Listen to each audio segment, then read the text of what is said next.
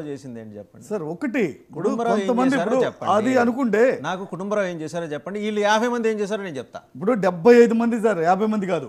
ఆ రోజున రాజశేఖర రెడ్డి ఉన్నప్పుడు రాజశేఖర రెడ్డి ఉన్నప్పుడు వాళ్ళు ఏం చేయలేదో చెప్తా సార్. ఇప్పుడు మీరు జగన్మోహన్ రెడ్డి పెట్టుకున్న సలహాదారులకి, రాజశేఖర రెడ్డి పెట్టుకున్న సలహాదారులకి, చంద్రబాబు నాయుడు గారు పెట్టుకున్న సలహాదారులకి చాలా తేడా ఉందండి, వ్యత్యాసం ఉంది.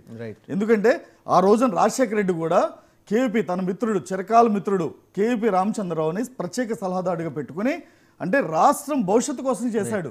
ఈ రోజున చంద్రబాబు నాయుడు గారు ఒక కుటుంబరావు గారిని కానీ ఇంకొక ఎల్లయ్య పుల్లయ్యని పెట్టుకున్న రాష్ట్ర భవిష్యత్తు కోసం చేశారు. కానీ అంటే అంటే పెట్టుకోవచ్చండి, ప్రత్యేక సలహాదారులుగా పెట్టుకోవచ్చు. మీరు అబ్జర్వ్ చేస్తే ఎక్కడి నుండి పెట్టుకున్నాడు? సాక్షి మీడియా నుండి ఆల్మోస్ట్ సాక్షి మీడియా 20 నుండి 30 మంది సలహాదారులు పెట్టుకున్నాడు. అమెరికాలో కుంభకణాలు చేసి ఫైనాన్షియల్ ఫ్రాడ్స్ లో ఇన్వాల్వ్ అయిన వాళ్ళు తీసుకొచ్చి సలహాదారులుగా పెట్టుకోవాలి. సార్ ఇప్పుడు ఇవన్నీ అడుగుతారు వాళ్ళు.